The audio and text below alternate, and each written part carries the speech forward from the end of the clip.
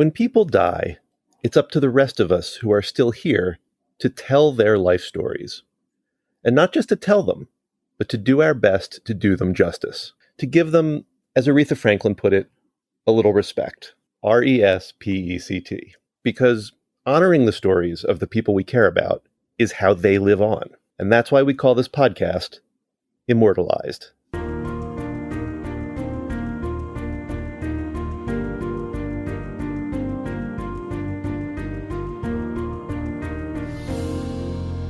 Hello, we are back for another episode of Immortalized, bringing you more stories from Legacy.com, the world's largest network of online obituaries and memorial tributes.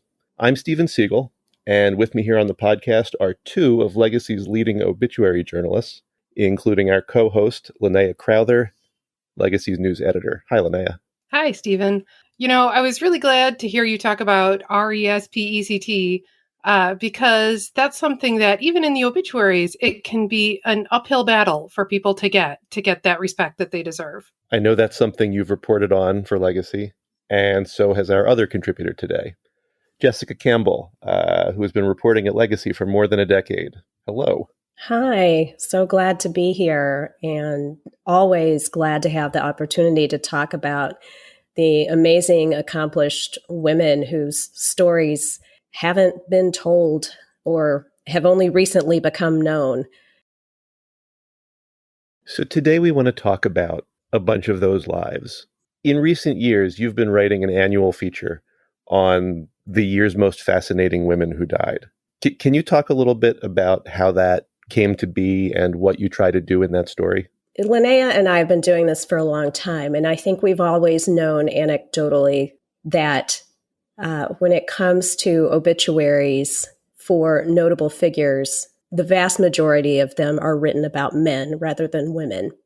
And a few years back, we really started to look at this discrepancy and challenge ourselves to see what we could do to make sure that we were bringing amazing women's life stories into the light and sharing them with our audience.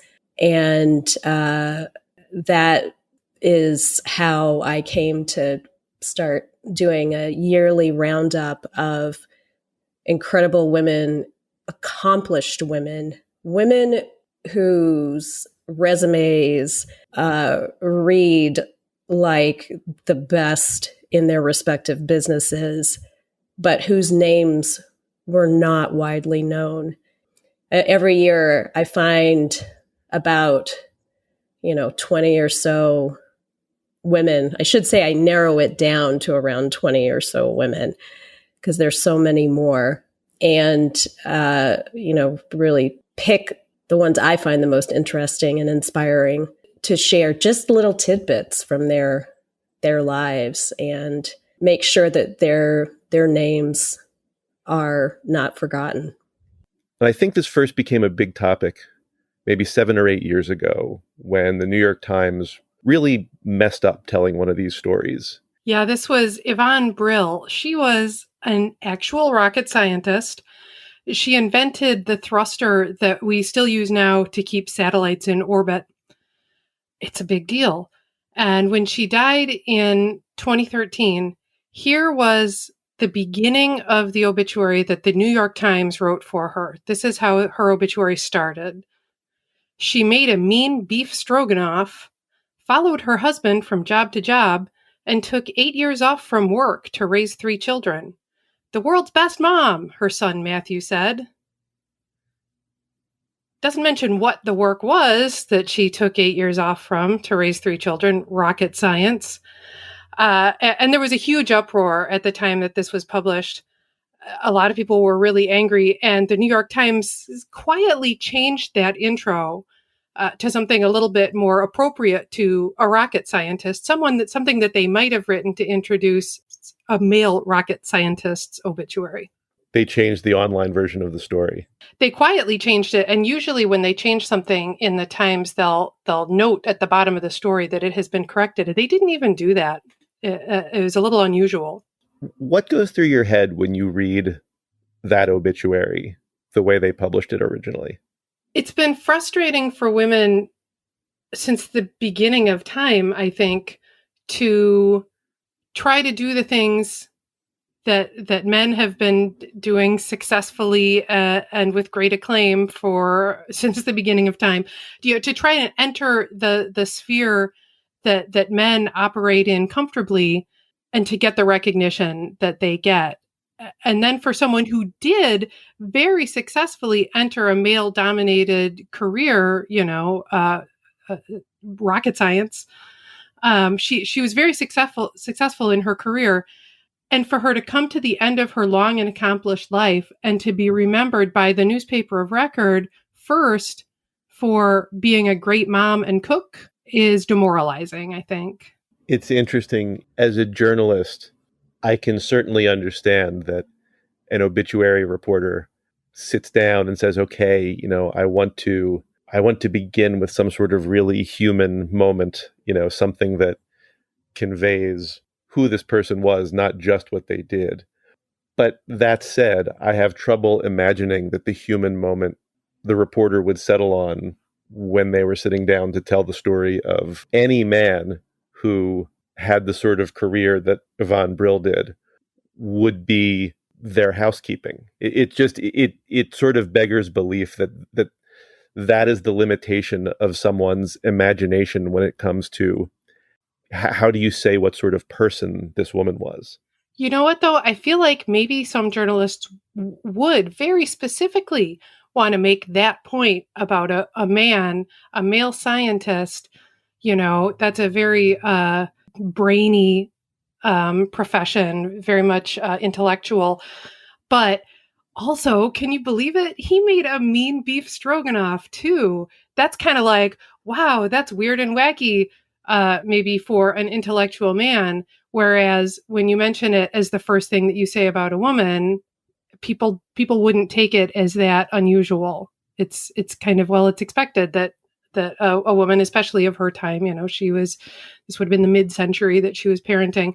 Of course, a woman would cook and take care of her kids and be a great mom. It's not a surprising intro in a woman's obit as it might be in a man's obit.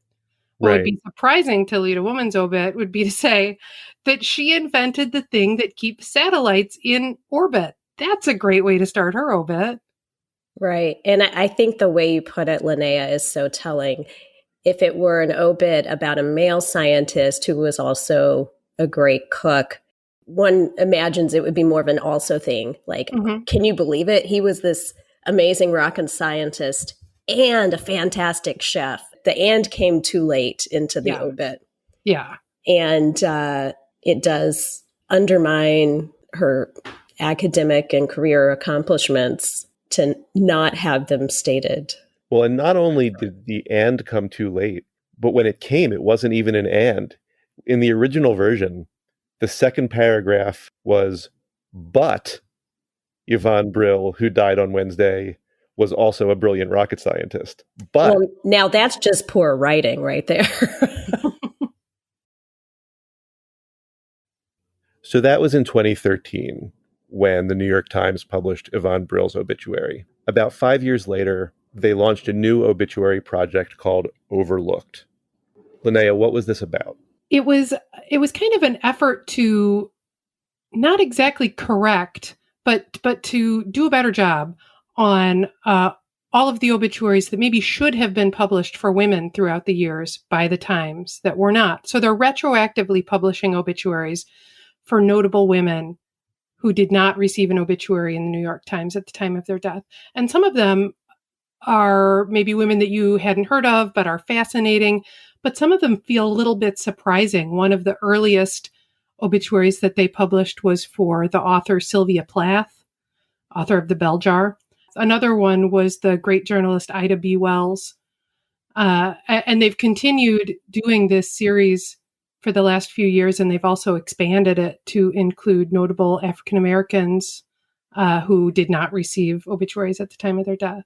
It's kind of incredible to think that some of these women whose historical accomplishments are taught in grade school today weren't noted in an obituary when they died. I wasn't there in the 60s when Sylvia Plath died, so I guess I can't say for sure. Was she really not noteworthy enough at that time for the major newspaper to acknowledge her death? Or was it really this institutionalized, sexism that we really clung to at the time that said, well, this woman writer isn't all that big a deal. Let's write about a man. I'm not sure what the answer to that is, but if you go and look at their overlooked section, there are so many fascinating people in it who really did deserve obituaries in a major newspaper at the time of their death. It would be interesting to contrast with a list of the men that they did write about and see how many of them are remembered today. Right? Yeah. The month that this person died, the month that this woman died, what men were memorialized that month. That would be interesting. Maybe we should do that project. Mm-hmm. Linnea, you've done some statistical analysis of headline obituaries in the past. I know you've done a breakdown even of our own obituary headlines that we publish every year at Legacy. And you've found some interesting results in terms of how this breaks by gender on an ongoing basis. This research that I did, it kind of blows me away. So yes, I've looked back at about 12 years of headline obituaries at Legacy. And these are the ones that we write, and we choose who we write about.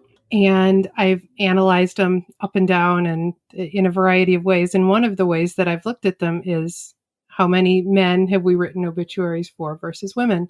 And with a little tiny bit of deviation, every single year for the past 12 years, we have written 25% of our headline obits for women and 75% for men. Like there's some years where it's 24 and 76.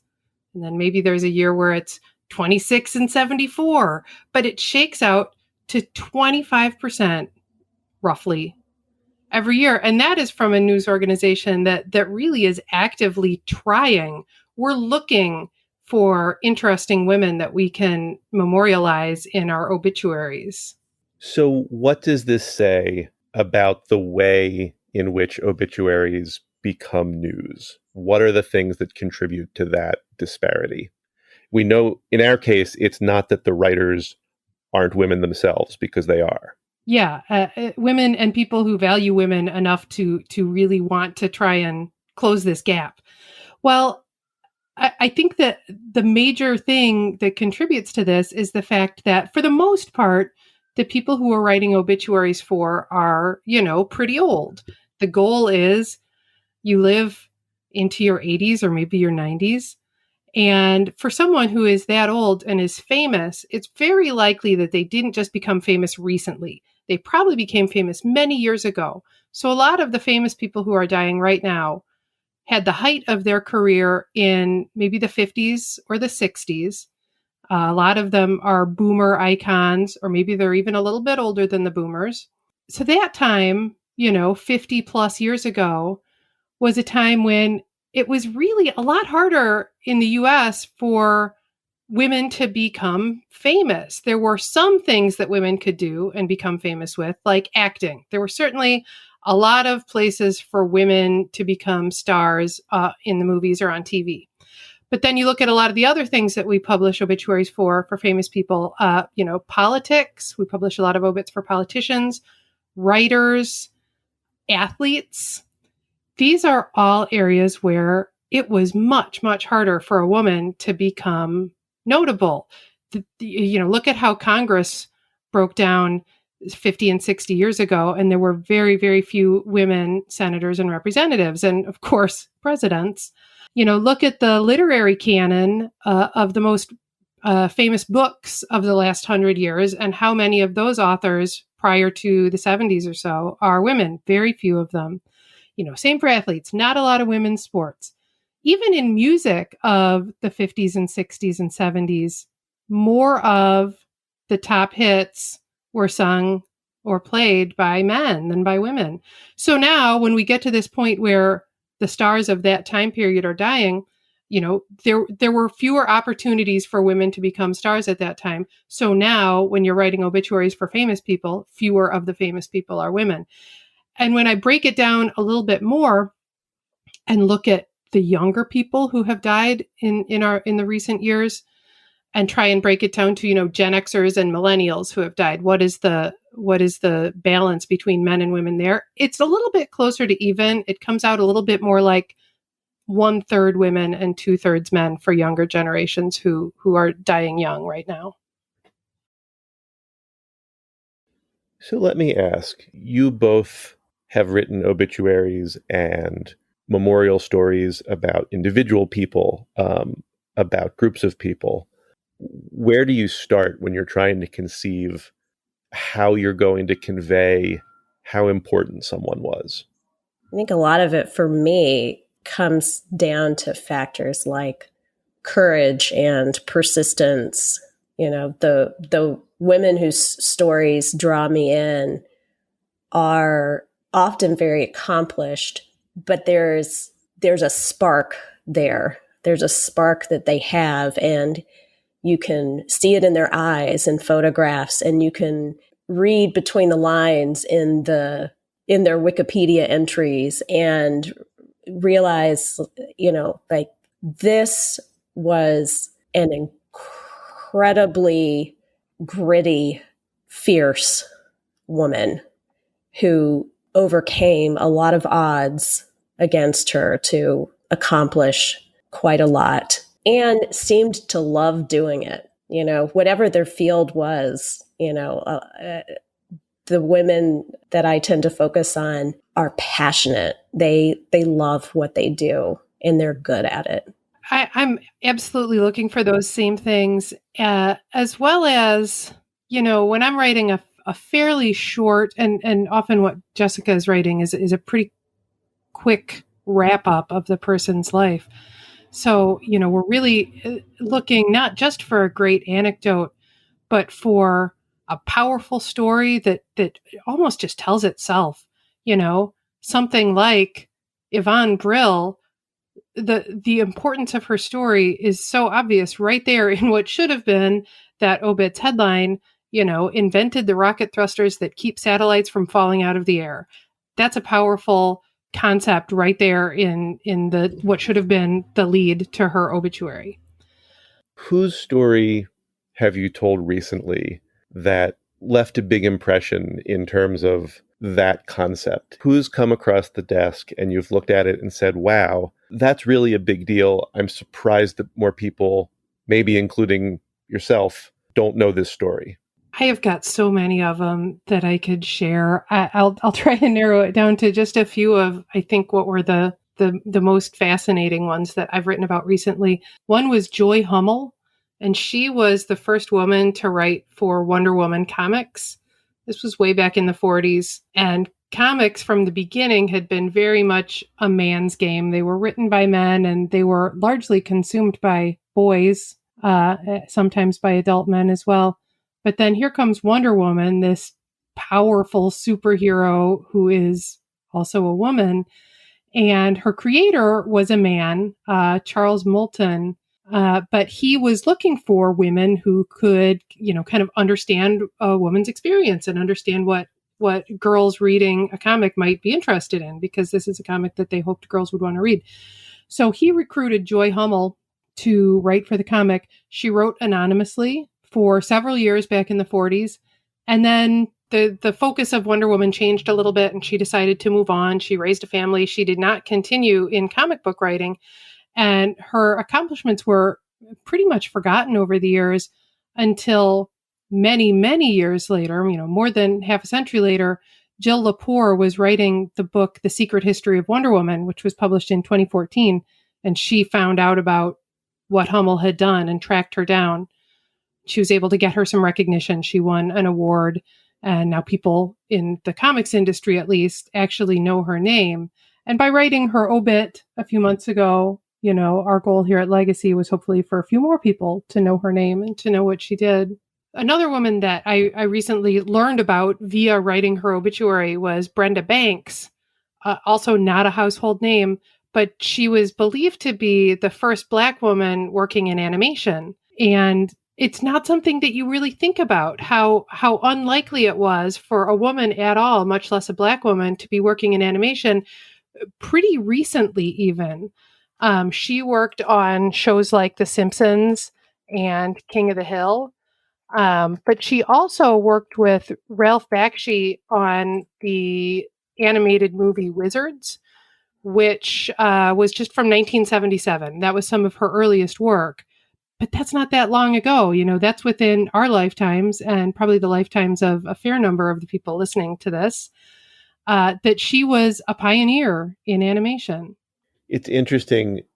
Her story strikes me as one that's indicative of one really specific phenomenon we see at our desks at Legacy, which is there are some people who are absolutely not familiar names to everyone in America, except for the specific industry that they work in. And they're a legend. I think we came across Brenda Banks' story when another animator posted a tribute to her on Facebook. And all of a sudden, within a few hours, there were dozens and dozens and dozens of professional animators chiming in with memories and stories. And clearly this was someone who, had played a big role in a field, an artistic field, who just had never broken that veil of public awareness. Another one in a completely different field, but who I feel is kind of similar to that in that there are people who consider her a legend, but maybe many of the rest of us are not familiar with her, was Frida Kaplan. She was a produce marketer, and she is the person who brought to the U.S. fruits like the kiwi, the starfruit, mango, something as now common as mango, alfalfa sprouts, sugar snap peas. She brought all of these to the U.S. for the first time, and she named the kiwi fruit. So people who knew who she was in her industry called her the Queen of Kiwi. I love her story. That's wild. That's one of those things that you don't even think about as being a thing that is happening. It's so behind the scenes of us going to the grocery store and buying produce. Mm-hmm. Yeah, somebody had to be the first one to say, there's a market for this in America. Let's bring this weird fuzzy fruit over. Okay, it needs a cute name. What are we going to call it to make people want to buy it? Kiwi fruit. Can I ask, what have you noticed about the way that people respond to women's obituaries specifically? Do the people who come and share obituaries for women, the people who leave condolences and sympathy notes in the guest book under the obit, do you see ways in which they interact differently with women's obituaries than with men's? I think when I think about how people respond to obituaries for women, the first one that comes to mind for me is Sally Ride. When she died, there were a few factors, I think, that went into the big response that I saw online to her obituary. One was that she was fairly famous. First American woman in space, not too bad. She was also quite young when she died. There was also a bit of new information revealed in her obituary that she was a lesbian and had a female partner. So I think all of those things contributed to the large response. But I think the most important factor was that for more than one generation of women, she was an icon. She was someone who showed us that we could do things. For American women who had to wait 2 decades after the first wave of the space program to see a woman in space, Sally Ride was a hero. And she was that person that we needed to see, as young girls or even, adult women at the time. She was leading the way and breaking new ground for all women, certainly all American women. And when she died, there was an outpouring of grief from American women that showed how important that representation was. And I think that is another reason why I'm so motivated to tell women's stories. I have a daughter.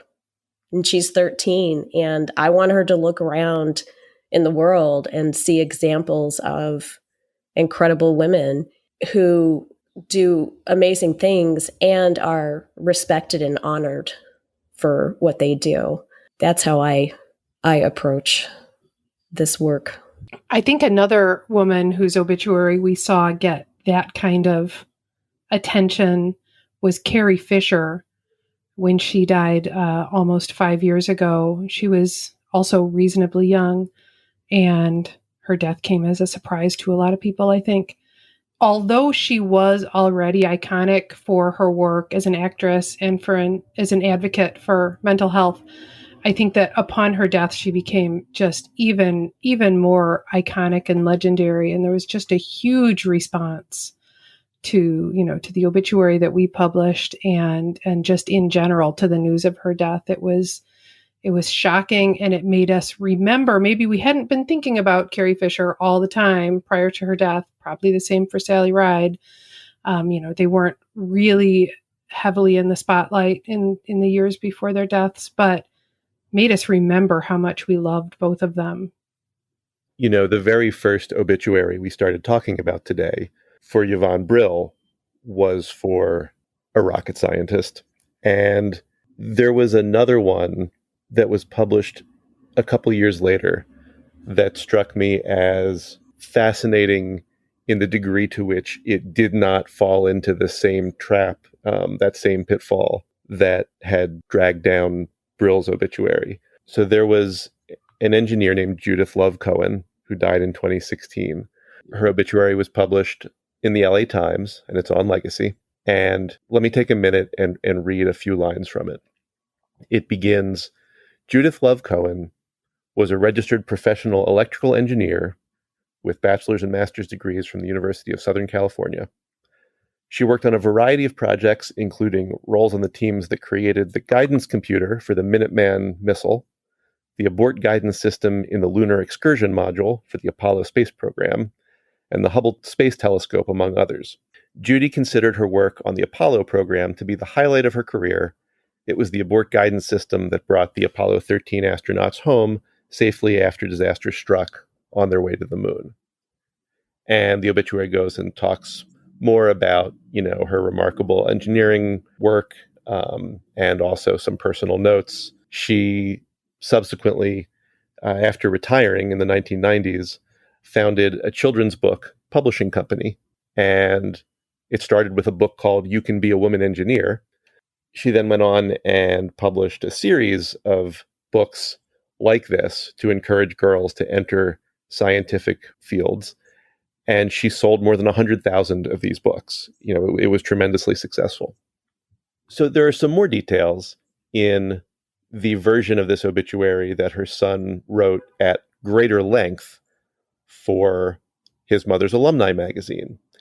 And he starts this one off noting her first passions were dancing and engineering. By age 19, she was a dancer in the corps de ballet of the New York Metropolitan Opera Ballet Company and a student in engineering school of Brooklyn. He goes on, she met Bernard Siegel, the man who became her first husband and my father, during her freshman year. They moved to Southern California.